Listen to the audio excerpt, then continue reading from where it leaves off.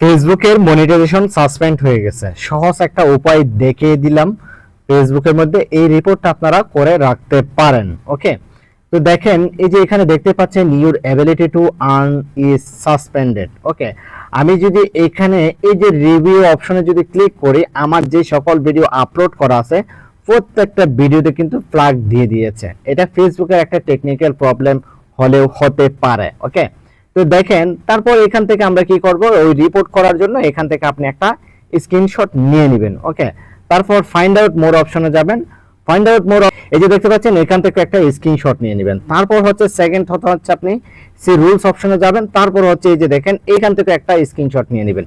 তো দেখেন আমি প্রত্যেকটা পেজের থেকে এখান থেকে স্ক্রিনশট নিয়ে দেবেন, জাস্ট বেশি না, আপনি এখান থেকে 3টে স্ক্রিনশট নিয়ে নেবেন। ওকে, আমি 3টে স্ক্রিনশট কিন্তু নিয়ে নিলাম। নেওয়ার পরে আমি একটা রিভিউ পাঠানোর জন্য আমাকে ফেসবুকের কাছে কিছু লিখতে হবে বা ফেসবুকে আমাকে বোঝাতে হবে যে আমার কি সমস্যা হয়েছে। ওকে, এটার জন্য আমি চ্যাটজিপিটির সহযোগিতা নিব। তো চ্যাটজিপিটির কাছে আমি একটা স্ক্রিনশট এখানে দিয়েছি। দেওয়ার পর আমি এখানে লিখে দিয়েছি মনিটাইজেশন সাসপেন্ড নিয়ে একটা রিপোর্ট লিখে দিবেন ইংরেজিতে, যেটা দিয়ে ফেসবুকের কাছে আবেদন করা যাবে। ওকে, তো আমি এটা দেওয়ার পর চ্যাটজিপিটি আমাকে খুব সুন্দর করে একটা রিপোর্ট এখানে লিখে দিয়েছে দেখেন।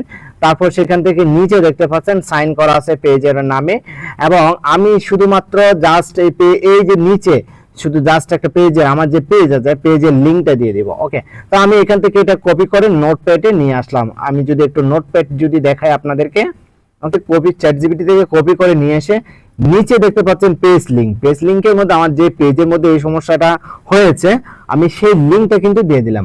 তো এখান থেকে জাস্ট আমি কি করব, আবার আমার সমস্ত ইনফরমেশন আমি এখান থেকে কপি করে নিব। ওকে, কপি করে নেওয়ার পর আমি এখান থেকে জাস্ট কপি করে নিলাম।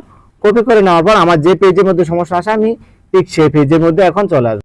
আপনার কিন্তু এরকম হতে পারে ফেসবুকের আপডেটের কারণে এখানে হেল্প এন্ড সাপোর্ট আপনি খুঁজে নাও পেতে পারেন। তার পরবর্তীতে আপনি যেটা করবেন, আপনি ক্রোম ব্রাউজারে চলে যাবেন। ক্রোম ব্রাউজারে আপনার আইডিটাকে আপনি লগ ইন করে নেবেন প্রথমে। ওকে, আমাদের যে পেজের মধ্যে সমস্যা আছে সেই পেজটা আমরা এখান থেকে সিলেক্ট করে নিব। তারপর আমরা এখান থেকে 3 ডট আইকনে ক্লিক করব উপরে। তারপর এখান সেটিং এন্ড প্রাইভেসিতে ক্লিক করব। তারপর হেল্প এন্ড সাপোর্টে ক্লিক করব। তারপর নিচে দেখতে পাচ্ছেন এই যে রিপোর্টে প্রবলেম। ওকে, রিপোর্টে প্রবলেম অপশনে আমরা ক্লিক করে দিব। তারপর এখানে কন্টিনিউ অপশনে ক্লিক করে দিব। তারপর এখানে দেখতে পাচ্ছেন ইনক্লুড রিপোর্ট, আপনি ইনক্লুড রিপোর্ট অপশনের মধ্যে ক্লিক করে দিবেন। আপনি এখানে দেখতে পাচ্ছেন আপনার কি পেজে সমস্যা না প্রোফাইলে সমস্যা সেটা এখান থেকে আপনি সিলেক্ট করে দিবেন। আমার এখানে পেজে সমস্যা, আমি পেজ ক্লিক করে দিব। পেজ ক্লিক করার পর আমার জাস্ট এখান থেকে ইমেজগুলো দেওয়ার জন্য বলেছে, আমি এখান থেকে ইমেজগুলো দিয়ে, আচ্ছা আপনি একটা বা দুইটা দিলে স্ক্রিনশট এনাফ, ঠিক আছে। তারপর আমি যে রিপোর্টটা কপি করে নিয়ে আসলাম সেটা আমি এখান থেকে খালি বক্সের মধ্যে পেস্ট করে দেব। ওকে, আমার রিপোর্টটা দেওয়ার পরে আমি এখান থেকে নিচে দেখতে পাচ্ছেন সেন্ড অপশন আছে। ওকে, সেন্ড অপশনের মধ্যে আমি ক্লিক করে দিব। ওকে, সেন্ড অপশনে ক্লিক করার পর এখানে দেখতে পাচ্ছেন থ্যাঙ্কস ফর, কিন্তু রিপোর্টটা হয়ে গেছে। আমি কিন্তু এখন ফেসবুকের রিপোর্টের জন্য অপেক্ষা করব, বা ফেসবুক আমাকে কি ফিডব্যাক দেয় সেটার জন্য আমি অপেক্ষা করব। ওকে, এখন কথা হচ্ছে এটা ঠিক হবে কিনা রিপোর্ট করলে। এখন সেই কথা যদি বলতে হয় তাহলে এই রিপোর্ট করলে যে আদৌ আপনার ফেসবুক পেজটা ঠিক হবে কিনা সেটা কিন্তু শিওর না।